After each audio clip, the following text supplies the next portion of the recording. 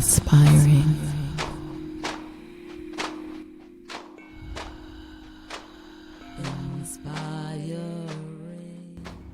Hello, fellow weird and wild ones. It has been a minute. So much has evolved and changed about your lovely host, me, goddess, and Sunseed community since season 4 of the podcast. And I am stoked to share some of the dope ass folks I've met, been in community with, and have learned from along the way in season 5 of the SSC podcast. So grab your drink, get your snacky snacks, and gather your homies for the end times. End of what? I'm really not sure, but I really hope it's fascism. But I digress. Different conversation. Let's get on with the show. You are inspiring. You are inspiring. You are inspiring. You are inspiring. You are inspiring at least 22,000 times a day. So inspiring. He's so inspiring. Thank you so much, Samia, for joining the Sunseed Community Podcast.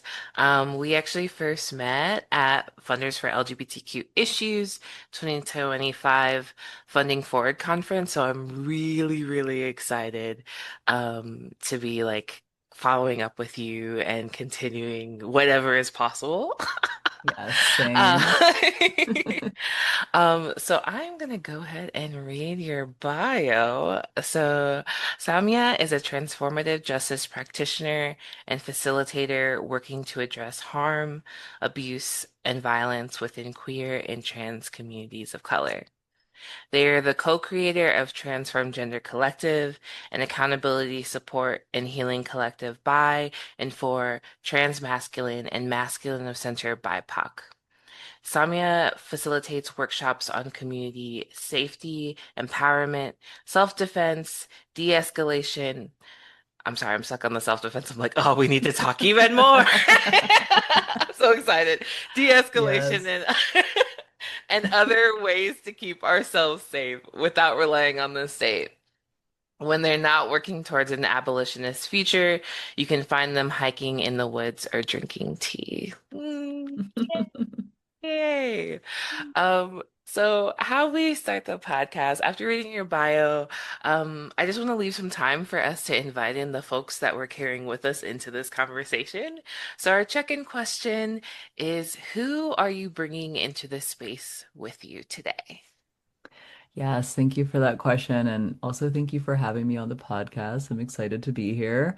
So today I'm bringing in the space with me my mom, who I'm just thinking about lately these days, and also my partner B, who is very supportive of me, and I just think about them all the time. And I'm also bringing in my best friend Aktas, who co-founded the collective with me. Hey, that's a good squad. That's a good squad to be bringing in to the conversation. I appreciate that. Um, I actually like 2 weekends ago I went fishing with my dad's gear and my dad passed about like a year, Oh, year and a half ago. sorry to hear. Um, thank you. He transitioned well. He was ready. He was ready.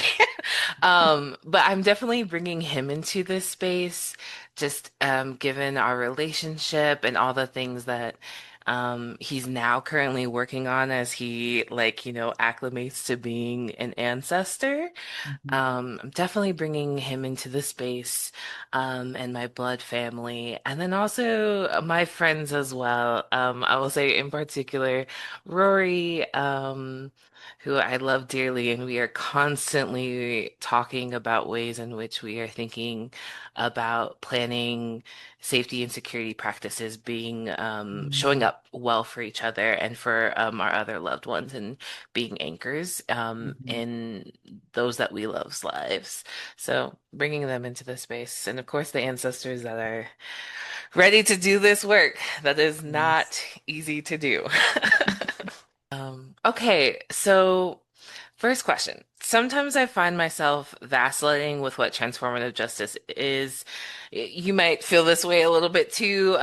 There are clearly things that transformative justice isn't, but I do feel like how we practice it is not all the same, and I really appreciate actually that about transformative justice. So instead of asking you what transformative justice is, I want to ask you, how do you feel in your body, your spirit and mind when you practice it? And why don't you just start with that question first? I love this question because, yeah, I struggle with the same thing sometimes. I think that TJ can be kind of an amorphous thing and is a lot of different things. So, yeah, in terms of how I feel it in my body, spirit, and mind, I think it feels like being wrapped up in love and understanding, like thinking about yeah, it feels like liberation. Like it feels like freedom, I think.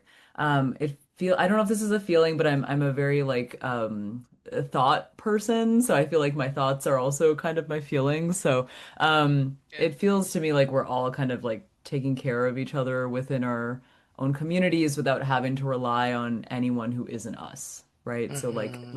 this kind of uh I don't know, it feels like a warm community embrace, you know, and something that I actually think about sometimes is there was a time once when I was like meditating really deeply and I felt this like really pure sense of being like held, like just a really clear understanding that it was all going to be okay and like all the little things I was stressed out about, like guilt and shame and different kinds of like difficult emotions, were just like passing, passing things and that everything was really going to be okay in the end.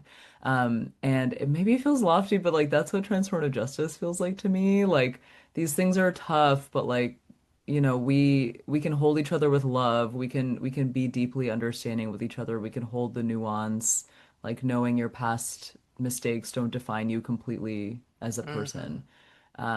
So I'm like, it feels like all of those things to me, but I also don't want to sugarcoat what TJ actually feels like when you're practicing it. Because I wouldn't say it feels like that when you're practicing it. I feel like in practice it's like pretty hard shit. Like it can feel very stressful and really unclear. And I think when you're breaking down your own ways of responding to conflict, it can be really intense emotionally. Like it can feel very triggering. It can bring up a lot of past issues that you've had. It can bring up like past hurts and traumas. Hmm. And also lots of guilt or shame in the ways when we think about the ways we've hurt other people. I think it can bring up a lot of that. And when you're facilitating TJ or when I'm facilitating TJ, it's really hard. Like you're often asking yourself, like, am I doing the right things here? Like, is this Hmm. really like how can I make sure I'm being fully values aligned? As it can feel really messy and difficult. So I don't want to make it seem like TJ just always feels like, the community swaying back and forth and holding hands, Yeah. it's like that's like ultimately what it feels like to me, but kind of in the moment it can feel like a lot of tough stuff too. Agreed. That is a really good way of putting it. Because yes, I think when dreaming into it, when you're not in the thick of a actual circle or like process, or hard conversations, it does feel like a warm blanket. Or like I think for me, I visualize like this like pathway that like has stepping stones and like I'm going on an adventure with my friends Yeah. and like we don't know all of what's in store, but we know that there's steps to take and like we know that we got each other. We know who's got what skills and how we can like work together. And that feels very like calming to me and I would say like I have a sense of safety around that. Like it Yeah. feels like a clarity and like assuredness that even though we don't know what's coming, we do know what we have to bring to whatever is coming. But in the thick of it, ooh, yeah, it is. It is Yeah. hard. You are and like you are brought into your discomfort zone quite frequently. Yes. And like there are so many opportunities to grow and learn new regulation skills. So Yes. completely agree. Um, I think you kind of answered this a little bit around like what you see and hear around you, but is there anything else you kind of like want to add around like when you are in a circle or in a process, what are kind of the things that you like see or hear Hmm. at one point? I really like the visual that you brought in of like you and your friends just kind of navigating together and having different skills, and I feel like that really resonates for me. I think that when I'm in a process, it can feel like okay, so like imagine a stream, right, that's flowing, but there's some rocks that are blocking the path, or they're kind of Mhm. like stopping the stream from flowing as smoothly as it could. And as a facilitator, sometimes it feels like I'm picking up those rocks and moving them out of the way slowly. So and the stream being, I guess, kind of like the relationship between these two people, or it can also be like the healing of the survivor, or it can be the accountability of the harm doer. And there's things that feel like they're blocking it, or the things that feel like they're making it more difficult. And I feel like as a facilitator, I'm basically just trying to identify what those rocks are and just move them out of the way. So that's kind of Mhm. the visual that I see when I think about facilitating processes. No, that's beautiful. I like picture your hands just like Yeah. lovingly reaching into the water. Yeah, Yeah. taking them out. Yeah. I really like that. So how do you describe the work you do around conflict and harm, and why does it feel important for you to explain it in the way that you do? Yeah, so my primary transformative justice work is through Transform Gender Collective, which I co-founded. And so we're an accountability, support, and healing collective for transmasculine and masculine of center BIPOC. And so basically we focus on transformative justice by and for masculine people. So when I say masculine people, I'm like the people who attend our meetings totally varies between, trans men, mask of center lesbians, trans masculine non-binary people, butches, studs. I mean, you kind of name it, right? So that's when I say mask people, that's what I'm referring to, just so I don't have to say the whole acronym every time. Um, so yeah, so basically we support mask survivors, mask harm doers. We support mask people who are just in communities where harm has happened and who want some support in figuring out like what to do and how to intervene, whether that's, a community member has been harmed and someone has told them about it, or their friend is the one who's accused of harm and they want to figure out how to support them, things like that. And so that is a lot of, one-on-one support, like workshopping people's specific scenarios and just kind of hearing them out, providing some support to folks. A lot of times I think people have a lot of skills, but they just need someone to kind of talk it out with them in a Hmm. more confidential way, because sometimes it feels tough when you're in community. You don't want to be seen as talking shit, and you want like some real, skills and support from someone. So I think that we've done a lot of that, I think. We also at one point ran what I guess you could call like a harm doer intervention program.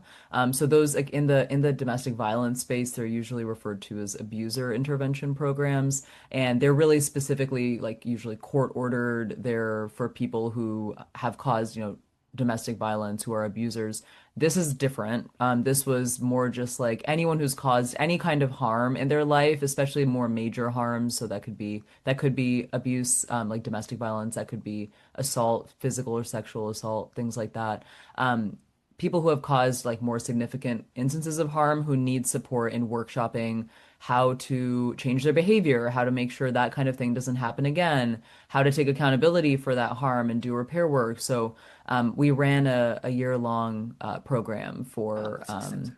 yeah, for masculine harm doers, and we're hoping to bring that back soon. We did that a little bit ago, and it took a lot of capacity. So we just kind of are waiting for us to have a bit more capacity so we can bring it back. It feels like a really important intervention kind of program. I would say we also do a lot of political education, and so that's a lot of just transformative justice kind of 101 type stuff, and also. I would say like really practical everyday ways of applying transformative justice. I think sometimes it's weird because TJ can sound like really lofty and really like inaccessible. And then other times when Yeah. you really break down what it is, you're like, whoa, anyone can actually do this, right? Hmm. So we try to make it more accessible. So we've done workshops on like how to give a good apology, or how to talk to your friend when they did something that was problematic or harmful. So just things like that that we can all really do, or like identifying your own conflict style and like figuring out how you can approach conflict in more liberatory ways. So kind of more accessible TJ type workshops. We also do a lot of work around what we call abolitionist masculinities. So we got the framework of liberatory masculinity from the Brown Boy Project, who we Hmm. partner with a lot, and they do work with also like queer and trans masculine people of color. And so basically the question for us when we're thinking about abolitionist or liberatory masculinity is like, what does it look like for us to embody a masculinity that isn't not only isn't toxic, because that's really just like the lowest bar, right? But is actually is actually supportive, right? Is actually supportive to our communities and to liberation. So it's not just like, oh, let's just not be toxic. Okay, that's like the first step, right? And then the next step is like, what does it look like to be a masculine person that's like actually supportive for our communities and for liberation? So that's the kind of masculinity work we do too with folks. And then the last program, I'm like, wow, we have a lot of programs now that You I'm do talking it out. like doing a lot. Like we are doing a lot, and we're a team of four, and none of us are paid. And I'm like, this is really, yeah. Let's Okay, get into some funders. Okay, sustainability people. Yeah. conversation. Yeah. Yes, please Yes. fund us. Please. Yes. Oh man. Could talk about that all day for sure. But yeah, the other program I wanted to mention is we just started a local transformative justice collective in Baltimore. And so our hope with that is that that will become like a local resource that people can tap into when harm happens in Baltimore. And that could be tapping into, the collective for like workshopping kind of scenarios again, but also for community accountability facilitation. Because we Mm, pretty firmly believe that like local intervention is really where it's at when it comes yeah. to accountability processes. Like we can't just like come into someone's community where we don't know anyone, we don't know the resources, we don't know the landscape and be like, okay, we're gonna do a TJ intervention here. It's not, I don't think it works, right? I think it has to be more local, and people who understand the context. So really our ultimate hope is to skill up as many masked people as we can to be able to be resources in their own local context. So we're a national collective, so we do workshops for people all over the country, also outside of the US too. And so our hope is that people are sharing these skills with their friends, with their community members, and also learning more and more to the point where someone can go to them and say, "Hey, I'm dealing with this conflict issue. What can I do?" And they are like, "I know enough that I can provide you with some support." So Hmm. Yeah. Yeah, your offerings are very extensive, and yeah. so needed. I think there's a reason why poor people are holding all of this.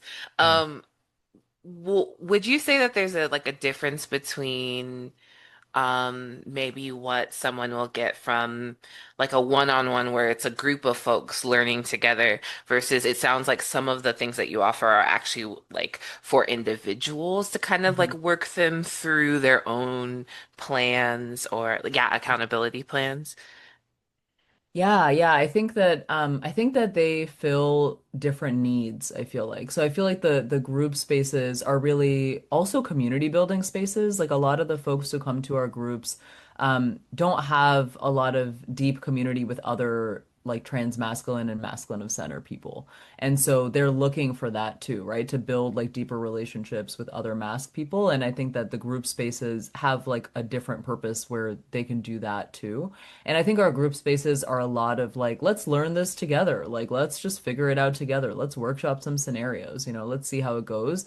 But it's more like skill building without anything having happened, if that makes sense. Maybe like you could put it in the prevention category. And then I think our one-on-one support tends to be a lot more in the reactive category of like Mm, a conflict has happened, harm has happened, abuse has happened, and now it's about repairing it and figuring out what to do next. And so that both are really necessary, I think, but like I feel like they serve different purposes. gotcha. Okay. Okay, so there's different ways, y'all, for you to tap in. So I'm gonna move us to a commercial break. All the commercials, I encourage you not to skip over, please, because they are organizations that I deeply love and support. So please check them out. And we will come back after this break.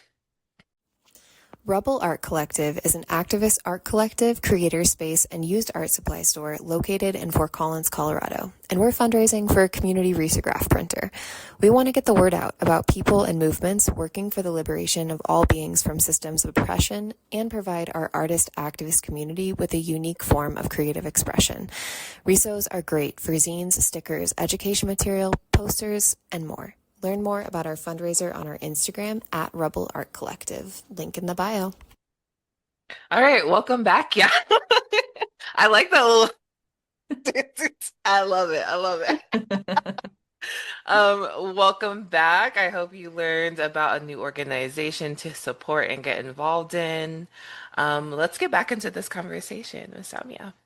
So, I want to bring us into the part of our convo where we explore how gender norms are perpetuated in repair models and how we can start breaking out of that cycle. So, can you explain how the Transform Gender Collective came to be to kind of set the tone for this?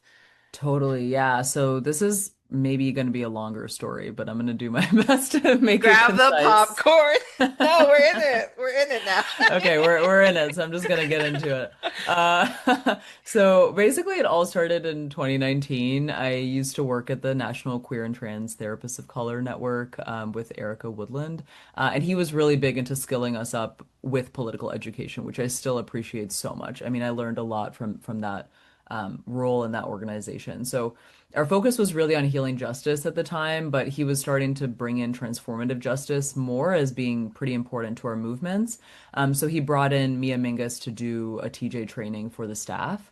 And that training, like, just totally invigorated me. Like, have you ever been in a space you hear something and you're like, oh my God, this has the potential to change everything? Yes. Like, that's really how it felt for me after that training. I was listening to her talk about everything she talked about, and I was like, oh my God. And I think she talked a lot about how important it is for all of us to have these skills around addressing conflict, harm, and abuse in our communities, like without relying on the state. And otherwise, we will always end up relying on the state and relying on people that are only trying to harm us and oppress Yeah. us. And I was like, man, I need to share this with everyone. Like that was how I felt after that training. I was so like vitalized. So I just started, I was like, I'm gonna invite all my friends over and all the people I know in community and just talk about everything I learned during this training. I had taken like a lot of notes and she had shared some materials. And, at the time, 2019, it's like people had some understanding of community accountability processes. Mhm. Like that was, and I had actually, I had heard of that as well, like some years before, just because everyone was abolitionists and everyone was trying to figure out ways to like, not everyone was abolitionist, excuse me. In my community, people I was friends with and talking to, I wish everyone was abolitionist. No. It is wild the difference between your circles and then when you get it and you're like, Oh my whoa, God. I'm like, whoa, I don't want to be out here. Let me go back to my no, circle. no, yeah, exactly.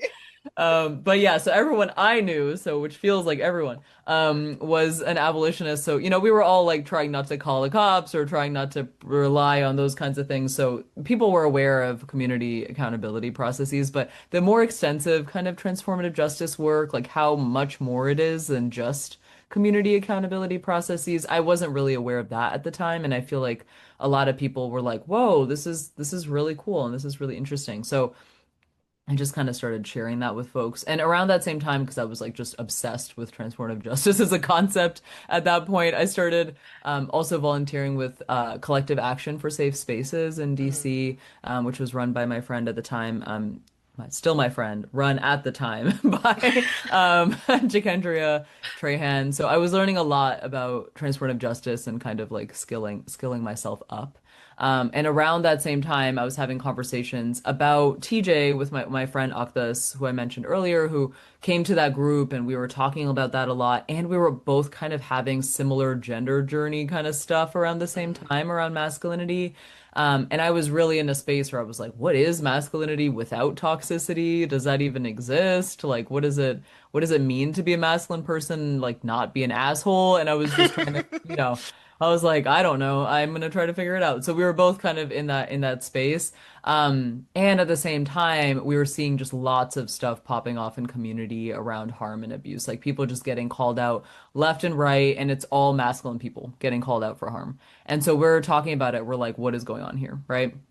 So that was like end of 2019, so beginning of 2020. So of course, like COVID happens like right after that, right? So we're kind of in this space where we're talking about these spaces and dreaming about doing more things for masculine people. And then COVID happens, everything kind of shifts online. And in early COVID, there was a particular person, a trans mask black person who had a really big social media platform, and they got called out really publicly for sexual assault. And Mm. it was like early pandemic. They were called out on Instagram Live, and so of course like all of us are like sitting at home, nothing to do, everyone's on their computers. So it got like really big. I mean, the last I looked at it that back then, it got like 150,000 views or something. Like it was wild, and it was so messy. It was like so messy. And again, this is a masculine person being called out for harm. There were a lot of dynamics there, and I feel like that's when Aktas and I were talking, and we were like, okay, we really have to do this thing. It feels like Yeah. necessary. So we basically just started TGC. So we started with a concept. We were like, okay, we're just gonna do online, virtual, monthly meetings, like kind of a mix of a political education workshop and a community building space. So we basically like started an Instagram account. We started posting about our meetings regularly and like actually started building a following, which was very cool. So, again, early pandemic, people are on their phone a lot, so that helped us. That helped us get some momentum going. So we started creating like, I don't know if you remember like in that 2020 period, especially summer 2020, it was like Instagram infographics were the thing. It Yeah. was like The let's slide. Yeah. yeah, with the slides, and Like it's like a the million carousels. words. Yeah, the carousels, and you're like trying to zoom in to like see what it says. And it's like learn about police brutality in this like really cute like infographic. And I don't know. I'm Yes. not making fun of it. That's we did that. We did that. We did They're that. definitely helpful though. They're super helpful. I feel like they politicized like a lot of people, which was very Yes. cool. Very cool. I'm making fun of it, but it was very cool. And I'm making fun of it as someone who made a bunch of those about transformative justice for our Digital accounts. zine yeah. Digital zines, yeah, it Yeah. was it was great. It was great. And so we started, making those and having these meetings. And like some months in the beginning, we'd only have like one or two people come. Like we might even have to cancel the meeting, but we just kept going, which I feel like is an important like thing to think about. Yeah. We just kept doing it. We were like, we're gonna be here every month. Maybe no one else will be here, but we'll be here every month. And then it started being kind of a consistent space. And more people started coming to now where we have like a decent following. We have regular attendance. We like, consistently have people at all of our different types of programming, whether it's like virtual or in person. Very cool, very exciting. So that was back then 2020, and now it's been 5 years. We have two amazing additional team members that we added on during that time period, Malik Coleman and Mani Vinson, and they're both amazing, and we have way more programming and super consistent attendance, and we've provided all of this like support and education to mass people. So I feel like it's been a really cool experience and journey. That's so cool. And oh, when you said like when no one would show, I feel Yeah. that so this same thing. It's like, oh, do we even people want this? Like, how do you? And so I love Yeah. that y'all continued and it just grew when it was time for it to grow. So that's It's so hard. amazing. Yeah, Yeah. it really is hard, It's very y'all. hard to keep showing up. Yeah. And you start Yeah. questioning, like, does anyone care about this or want this Yes. thing, right? Yeah. But Yeah. but people do. Sometimes it just Yeah. takes a minute for people to find out about the stuff you're doing. Yeah, absolutely. Or even like be ready. Like even Yeah. I know folks are like, I see it. I'm not sure if I'm ready, but like consistently if they see it's available, maybe they'll tap in later. So Mhm. Yeah, it takes time. Yeah. I'm curious about when you first started doing that. Like, and I also love how it started with like just having conversations with your friends. I'm like, I'm gonna gather all my friends. Because, I'm Yes. curious how when you first started opening it up to like the public and having these conversations, like the folks that were coming in, what were some of the immediate needs that they had versus like now that it's grown, has like the needs changed for folks kind of that are newer to the group?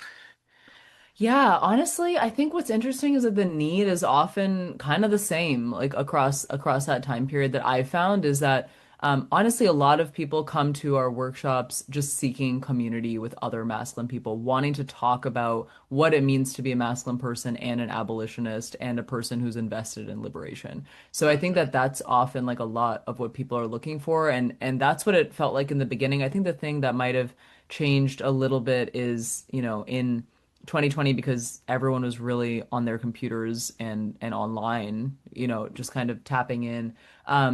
We had a lot more people, I think, who were maybe more isolated than the people we see now. There's a lot of people who were pretty isolated, looking for community, looking for connection.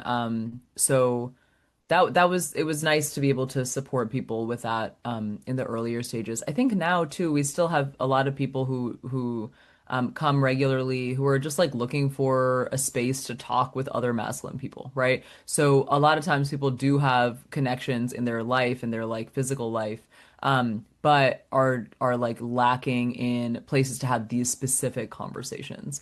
And so it's been cool to just be able to provide that space for people. Yeah, that makes sense. Especially during COVID when everyone felt a little bit isolated. Then Yeah. coming out of it, if you can say we are fully Kind out of of. it. How, yeah, how it Yeah. switched things. Yeah. Um, so what are some of the patterns you've experienced within conflict care that perpetuate gender norms? Yeah, a lot. So I feel like one of the things that actually that we noticed that led us to start TGC was noticing that when we were seeing all of these people getting called out for harm, again, almost all masculine people being in the harm doer position in these processes, as facilitators, we were seeing almost exclusively femmes of color, specifically Black femmes, as facilitators, holding all of that. It's so much to hold. And for anyone who's ever facilitated a process, you know this. It is so much to hold. And we're like, whoa, this is like really replicating the emotional kind of labor burden that's usually put on women or like, femmes of color. We were like, we don't know any masculine TJ facilitators, whether that's cis men, whether that's trans men, masculine, anybody. I was like, this is not good. This is not this is not a good dynamic that's happening. And so we were like, we want to support masculine people and getting more skilled up on TJ to be able to facilitate, and also specifically to see themselves as being responsible for that type of care in their communities. Like we are all responsible for our communities, and I don't think again, gender is such an interesting thing because I think especially the ways that we've internalized the binary and internalized, heteronormative gender norms, we're not saying, "Oh, I'm masculine, so I don't have to do this work." Like people aren't saying that, but that's what ends up happening, right? Like why Hmm. else are we seeing these dynamics where it's almost all femmes holding this work, right? Or Hmm. this care work. And so yeah, that was a big pattern. And so I do feel good about saying that I think what we've accomplished at least part of that goal, like skilling mask people up on the principles of TJ and also more practical skills of TJ. And so hoping that that has like ripple effects throughout their communities. So they were like treating their femme partners better, right? Not assuming Hmm. everyone's partner is going to be femme for sure, but saying, for the folks who have partners that are femme, hopefully they're treating them better. Hopefully they're being more responsive to care concerns when they see them. So Yeah. that was a really big pattern that we noticed. Um, Another thing that we noticed too, this is more in terms of the dynamics we see playing out in accountability processes, is like, as a facilitator, let's say, or honestly, for anyone, if you hear about, oh, this couple is going through a community accountability process, which first of all, probably we shouldn't actually be talking about that until it's finished, but people do, right? And so if you hear about this couple that's femme and masc going through an accountability process, most people are like, oh, the masked person was the harm doer. Like, oh, they were Mm, the abuser. Like they're the ones who harmed the femme, right? And I feel like that's like a really concerning replication of heteronormativity that I feel hmm like we see a lot.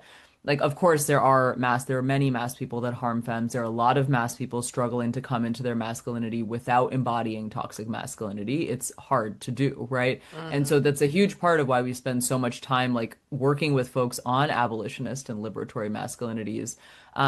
And also at the same time, we've supported like a lot of masked survivors who've been assaulted or abused by femme partners. And a lot of times people didn't even realize that that's what had happened, right? Like they're hmm telling us a story sometimes where a femme accused them of harm, and we're hearing the story and we're like, whoa, it sounds like there was a lot of harm happening in this relationship coming from you and also coming from your partner, right? hmm And a lot of times people aren't even recognizing those things, right? So it's like the same way there's an assumption that men can't be sexually assaulted or men can't be hmm harassed or men can't be physically abused by women.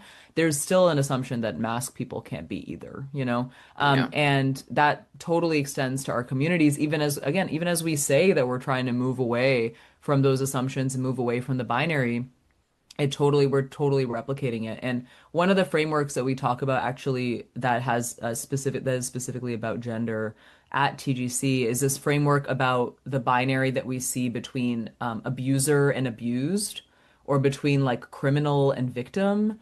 And the way that's kind of a more of a TJ concept, right? That like either we cause harm or we experience harm, and that's kind of all it is. That's how we're taught. But we know that it's so much more nuanced and complicated Right. than that. There are so many people who abuse others who were abused themselves as children or when they were younger. Same with assault, same with all of the harms. Like these are cycles, right? Right. And you're not just in one category or just in the other. And so we see that those categories end up mapping onto masculinity and femininity too. So hmm specifically white femininity. So white femininity being seen as innocent always, always the victim, always, always being seen as innocent. That's where white women tears comes from, right?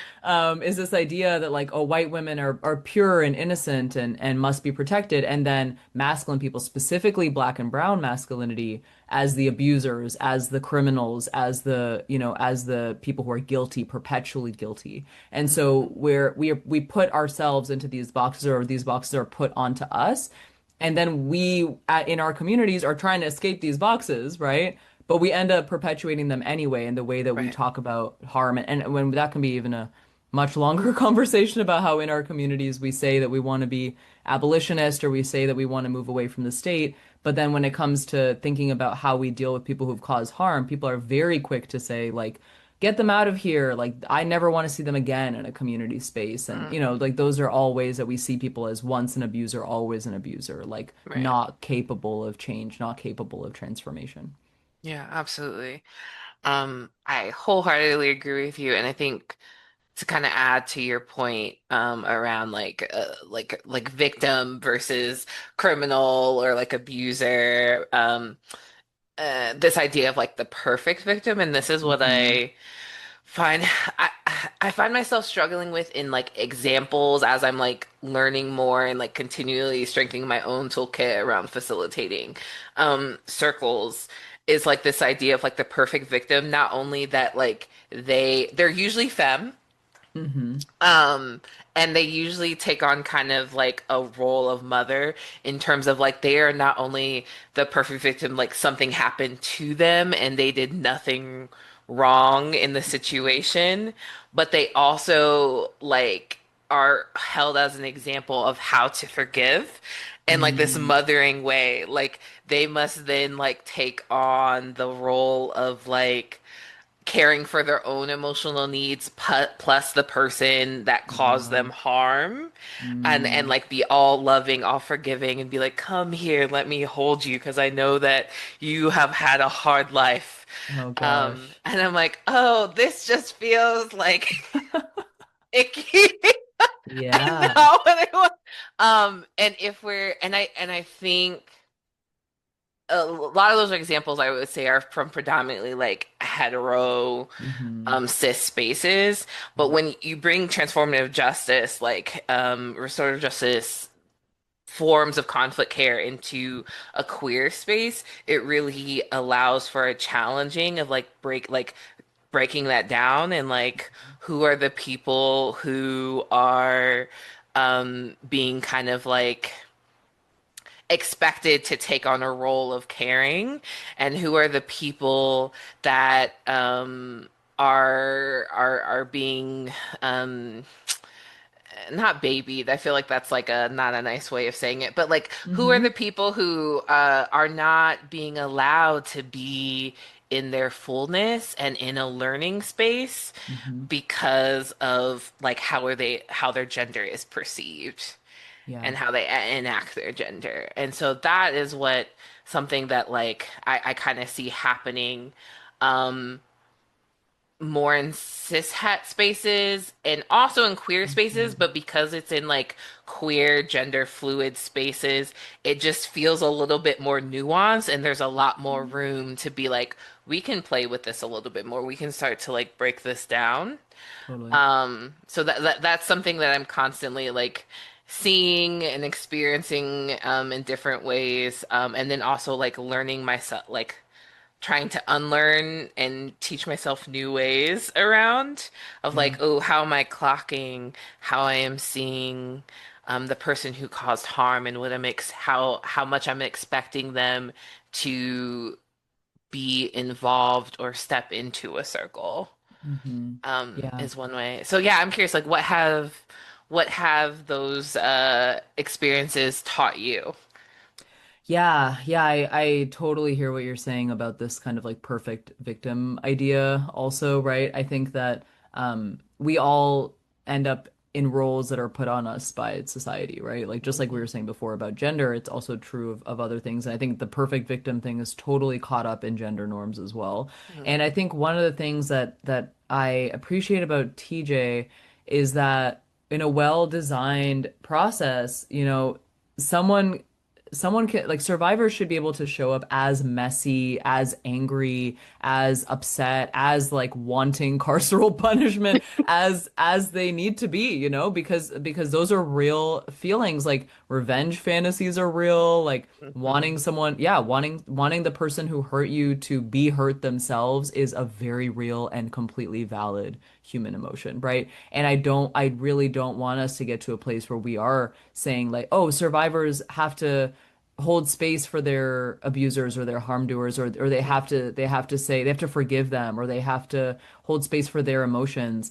I don't think that that has to be a necessary part of a process, I really don't think so. I think that the hope, in my opinion, with TJ processes too is that there's so many different people playing different roles that there is Hmm. someone who is providing emotional support for the harm doer who is not the survivor, and that the survivor never, first of all, I don't think the survivor should ever be playing that kind of a role unless they're like in a continuing relationship where they want to stay in a close relationship with the harm doer. That might be a Hmm. different conversation, but generally speaking, I'm like there should be people that are supporting the survivor in hearing all of the, revenge things that they want and hearing all of the real messy emotions that are coming up. And there's someone supporting the harm doer and hearing them say things like, I didn't do that, or that wasn't that big of a deal, or they're just upset for no reason. Like they have to get those things out too, because we're not going to get to behavior transformation without a bunch of problematic things being said, right? Which is a real thing, right? And we have to be able to hear that out in order for us to get anywhere. Otherwise, people are just suppressing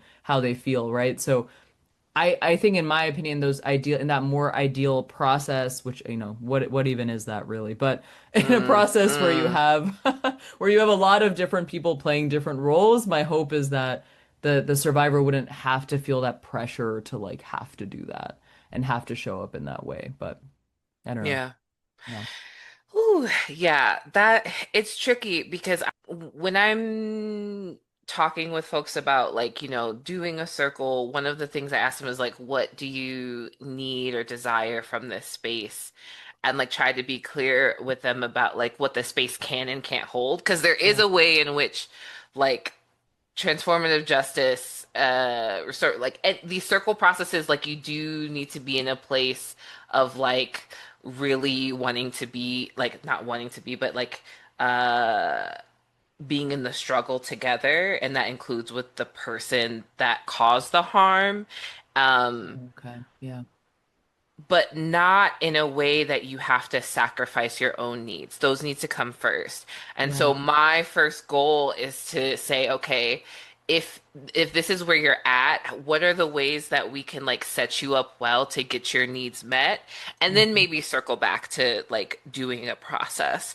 Because if someone is in already a heightened state and like they're frantic, like heightened emotions, like in the cycle of like wanting to enact harm themselves to other people, Yeah. okay, there are still needs that you have not gotten met yet. So how can we meet those needs? How can we bring in your community to first take care of you? Because I want to focus on you, but taking you through this process might bring you not even just comfort, but more harm. Mm-hmm. And so like how can we make that space first? And it like I do not have the full answer. Yeah. This is just what I'm like felt has been like the most helpful Totally. for how I approach things. But it like we were saying before, this stuff is really tough. Yeah. Yeah. And there are No, I think different you're, oh, sorry. approaches. Yes. No, continue. Yes, yes. I feel like your approach like totally that makes sense. That's how I would think about it too. I feel like when I think about the interventions or processes that we've supported, I feel like a lot of times we don't have like the survivor doesn't want to be in the same space as the harm Hmm. doer. Um or like there's other ways to get needs met. Like I think like one time we've supported like a mediated conversation, and that Hmm. was so far along in the process that both parties were kind of like at a more regulated place, I think, at that point. It feels like with TJ, I think what I like about TJ too, is that there's so many ways that it can look, right? That sometimes Hmm. sometimes if people want a mediated process or a circle, we absolutely can do that, right? But then sometimes it's like there's a bunch of stuff you can do where you don't even need to have a circle with that person might never want to see the other person again. And there's still so many ways that we can support like behavior transformation and change and survivor healing, Yeah. without having to have that direct, because I think the direct conversations, like there's so much potential for the things that you're talking about, right? Which doesn't mean that it shouldn't happen. Obviously, a lot of people do want that, but more so just like it's like it's very easy to get right back into that pattern of like the survivor is now comforting the harm doer and the harm doer is Hmm. crying and upset. Like there's so many, I know you've seen it. So I don't have to tell you. There's so much that can come up in that space that I'm always like a little hesitant, honestly, about those unless someone is really pushing for it. Yeah, I agree with you. And I think this speaks to the different types of care that we've both done because I work more within organizations and trying to do this work more within community versus you do Yeah. this more in like, it's with loved ones, or like, yeah, like more community-based situations. So I think it speaks to it's all different. It's all Yes. different. Totally. And Um, all very good approaches that we need all of them, right? yeah, Yeah. yeah, absolutely. So how can perpetuating gender norms within transformative justice work be counter to what we are trying to dismantle? Yeah. Yeah, I mean, it hurts us in the end in a lot of different ways, you know?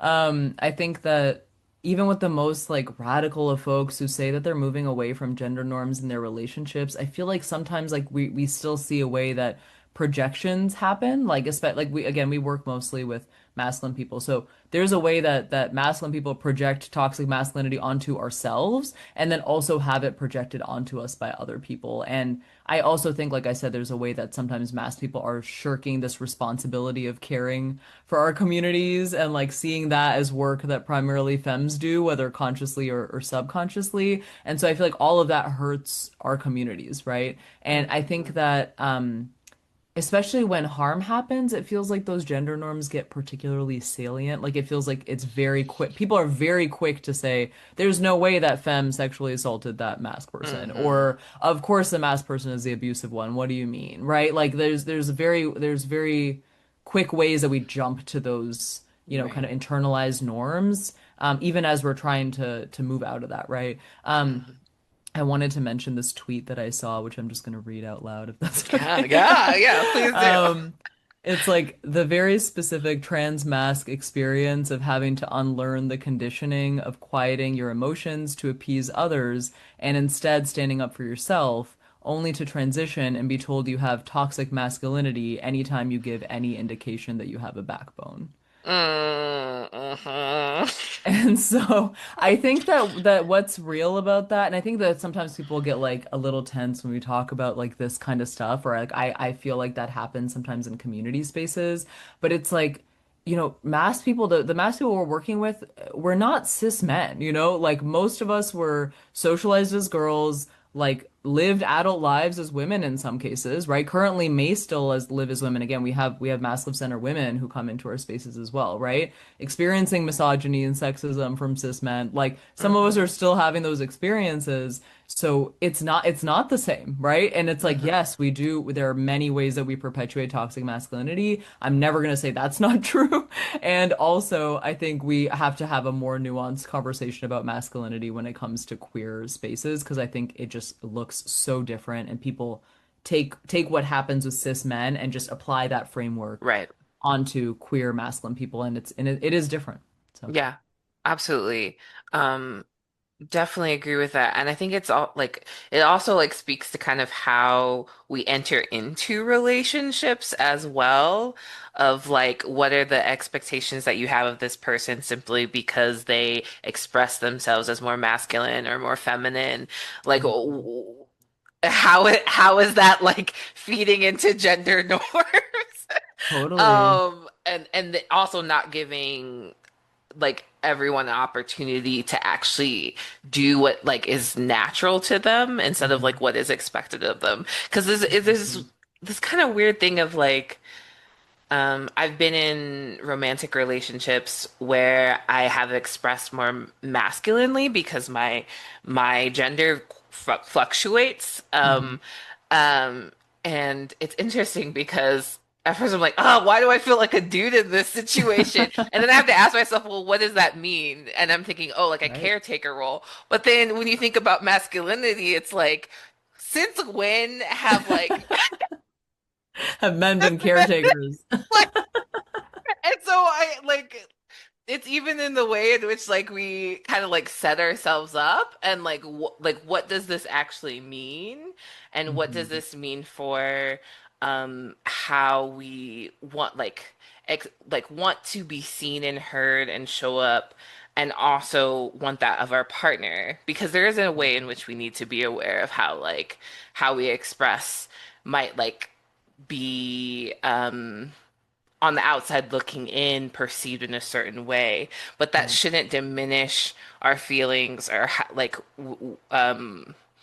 our ability to express a boundary.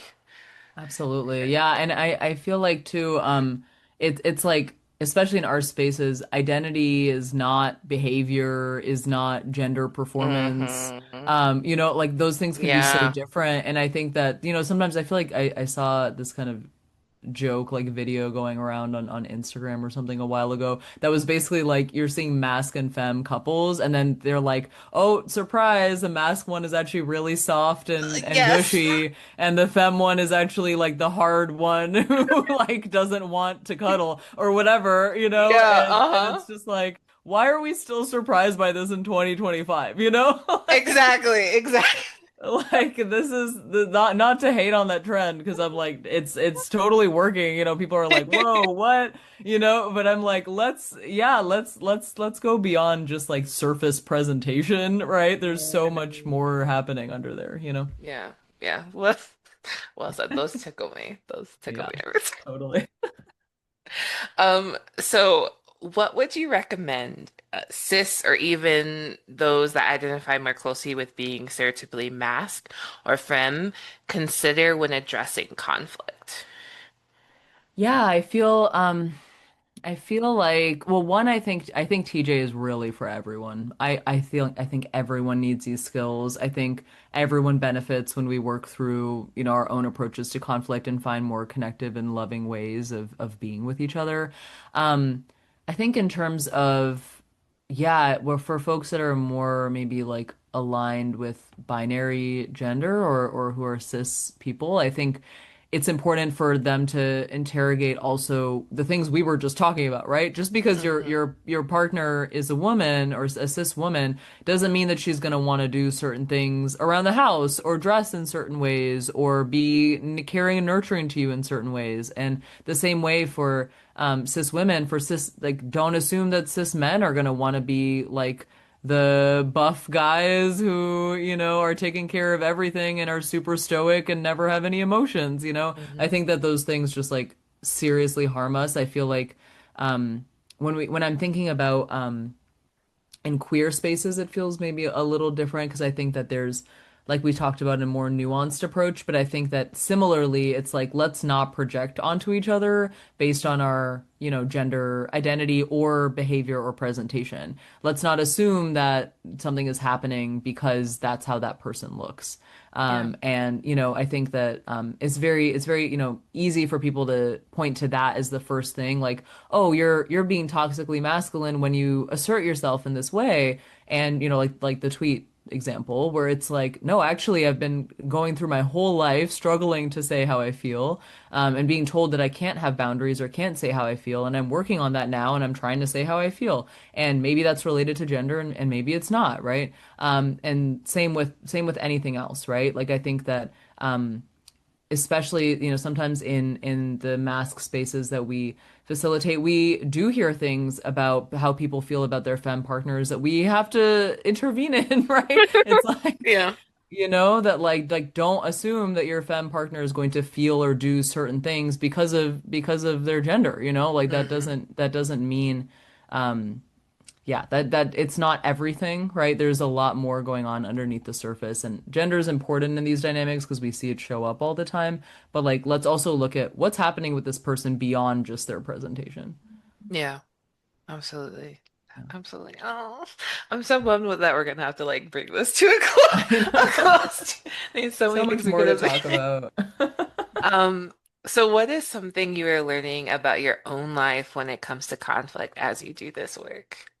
Yeah, yeah. I feel like when you do this work, like I feel like it really highlights the stuff that you have to work on yourself, Yes. Like you even like, I think especially when you see dynamics when you're being a facilitator or a supporter, like every time I'm talking to someone about a conflict they're experiencing, I'm seeing echoes of myself, my partner, my friends, Mm, my own life in that, right? Because we've all acted and shown up in different ways throughout our lives, and we're gonna see that when it comes into conflict. So it's gonna trigger you if you're not working on your own stuff, or it might trigger you even if you are working on your own stuff. Let me be honest.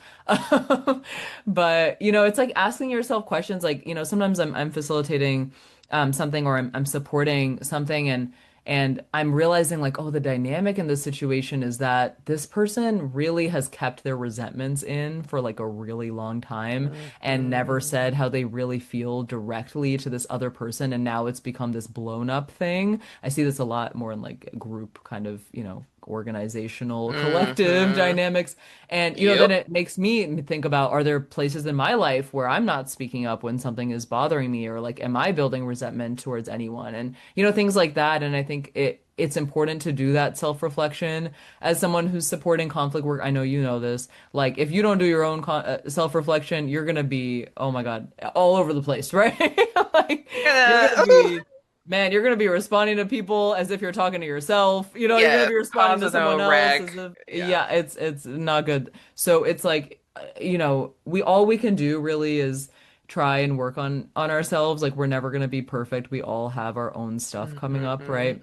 Hmm. And we're all gonna definitely project onto people at some point, get triggered at some point. Like, we're all human, right? But for me, I think it's really highlighted like I need to be very intentional about doing this work in my own life and pushing myself to show up in more connective, like, ways in my own life that aren't disruptive because I'm seeing patterns that show up for other people. And I'm like, let me make sure that I'm not, doing the same thing in my own space. So yeah. Yeah, agreed. Especially when you're like the holding it in for a long time. I think one of the things I'm continually reminding myself of when starting new relationships of any kind is it's actually okay to start like by setting the tone of like, these are the Yeah. practices that I have. These are the ways in which I try to keep me and my community safe and like anchored.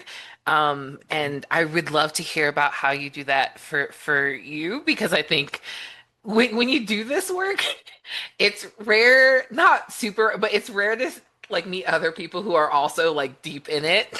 Yeah. And so you're like, oh, maybe I'm asking too much, or like maybe, and it's like, no, no, no.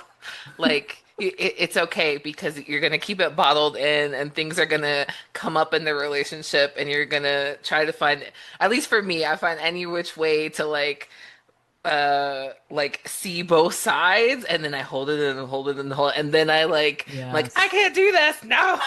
It's like whoa Yeah. whoa whoa where's it's like I was not in my practice from the beginning Yeah. around like being in intentional relationship and utilizing the skills I've learned within transformative justice. So that's definitely one of the ways in which I'm like constantly reminding myself like yeah, bring this in earlier on. Oh my God, it's so hard though. It's so hard to It do. is. It's very tricky because not everyone has the language for it. Like, Yeah. you'll bring up like things that I think maybe we kind of consider as like base stuff. I can't even think of an example. Maybe like how do you communicate um like when you are at capacity? Yeah. And the pool's like, whoa, I've never been asked that before. It's like, Yeah. you should be asked that up because you deserve it. Totally. Yeah. Yeah. I mean, so many of Yeah, these. all those things. Yeah. Yeah. So yeah. So many of these things, I feel like, yeah, people aren't used to having also direct communication in their Yes. relationships. So I think it can be like really jarring the first few times I mean, it was for me, the first few times I experienced direct communication from someone. Hmm. I was like, whoa, are you attacking me? What is this? Yes. And so I like try to remind myself of, when I was there to like remind myself of why other people might feel that way. Hmm. The first few times it happens and I don't know, all we can do is really try. I try to apply the framework of pod mapping. I feel like in Yes. my friendships and just like start like I feel like the number one thing that I try to do, and again, I'm totally not perfect, very much a work in progress. And one of the things that I try to do is let's have these conversations before a conflict happens. Yes. Yes. Yes. Yes. Let's Yes. talk about like how do you want to hear feedback? What happens if you get defensive? What's the best way for me to respond to you? Like how do you receive care? Hmm. And like all of those things feel like they are so supportive, such a supportive foundation when inevitably some kind of conflict comes up, it feels like more easeful because you kind of already know like how to communicate with this person. Absolutely. And shameless plug, me and Ray are working on a workbook to talk about those things. Yes. I can't Samia, I wait. think you're gonna be doing like a runoff like Yes. workshop for that as well. So I'm Very excited. excited, yeah, for that. But okay, can you tell us where we can find you? What are some of y'all's current offerings? All the things. Yeah, so we are still doing like monthly free virtual workshops for trans masculine, masculine of center, BIPOC. And so sometimes we also have offerings for any queer and trans BIPOC, regardless of gender identity. And so you can go to our website, it's transformgender.com, or our Instagram, which is just at transformgender, and all of our most updated offerings are going to be on there. So yeah. Thank you so much. And I will put the link to your website in the description. And then as we say goodbye, what is your heart carrying with you into this great big wild world? Thank you for that question. We're in such a intense time right now. Things feel really scary and hard, and everything feels like it's getting worse. And I feel like the thing that I'm trying to carry every day, it's like I think Miriam Kaba said, hope is a discipline. I'm Hmm. trying to work on that. I'm thinking about like how revolutionary movements increase as fascism increases. So like that's a hopeful thing is like maybe we are going to be more banded together as community. Like maybe we are going to be able to rely more on each other and really really get serious about liberation work. And so I think that I'm just carrying with me the hope of, more deeper community, deeper ways of showing up for each other without, dealing with the state, whether that's like banding together for mutual aid stuff or having more skills for navigating harm, any of these things, right? Like there's so much more that we can do as communities to support one another. So I'm sitting with that right now. Yeah, that's beautiful. Yes, yes, yes. I think I'm carrying with me similar. I was saying that like a butterfly was outside my window, and butterflies are rare to see in the city near Yeah. of Aurora near Denver. And so to see more butterflies, I'm like, okay, like Earth is keeps going, so we can do it too, humans. Come on. Yes. But definitely holding just hopes for more conversations with like loved ones around planning before even harm happens, before you go into crises, like what that can look like, and to like not give up, even when there's only one other person in the room. Like, how do we continue to have those conversations? So I'm holding that near and dear and like hopeful and renewed sense of I'm gonna keep it going. I love that. Keep it going. Thank you so much, Samia, for being in space with us. Really appreciate you and your work. I will put Samia's Cash App in the description as well. And we're gonna wrap up with one final commercial so that you can find more community and ways of supporting dope organizations. So take care, Thank you y'all. so much. Hey y'all, it's Goddess. I just wanted to do a big thank you to everyone who has supported the podcast over the years, everyone who has laid their blessed hands on this labor of love. Thank you, thank you, thank you to all the listeners. Thank you, thank you, thank you. I am not sure if it will be continuing. But I say that with hesitation because I really do love talking with folks and sharing like these amazing folks with other people. So I don't know, but please don't be waiting for season 6 is what I'm saying, anytime soon, at least. But what I did want to share is that there's other ways to stay connected with Sunseed community. As Samia and I talked about in the podcast, Sunseed community is actually partnering with some of my dear community members on creating several workbooks. One will be on building intimate relationships that can be friendships, that could be romantic partners, that could be play partners, whoever you are bringing into your orbit, how to build intentional relationships with them, and also create safety plans with our loved ones so that when we do encounter harm, when we do encounter violence, we have a plan and we have trusted community that we can go to.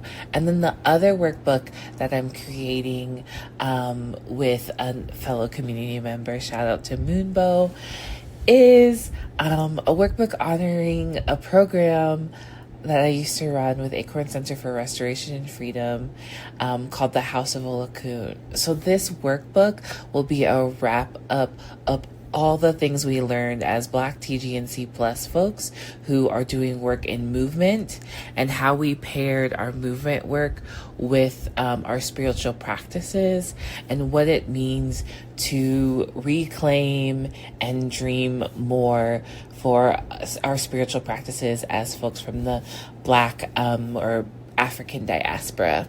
So I hope that you go check those out. They will be free workbooks, free digital workbooks that you can access.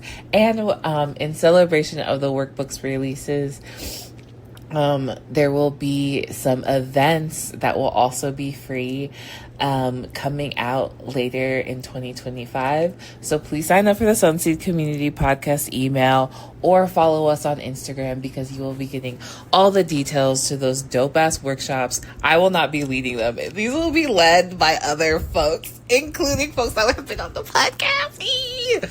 So be on the lookout, and thank you so much for your support throughout the years. I love y'all so much, and I'm so excited for all the different ways that we will be in community together. Thank you so much for watching this episode. I love you so much. I'm kissing consensually. If you want that, I will ask you before kissing you. Thank you for listening to this episode of the podcast. I encourage you to meander on down to the description link below to share this episode, tip the guests, and follow all the magical folks that made this podcast possible. Deep gratitude to all of you. Even patting myself a little bit on the back right now. Labor of love. Later, Gator, and may you walk with the ancestors. Peace out. 22,000 times a day. 22,000 times a day. 22,000 times a day. 22,000 times a day.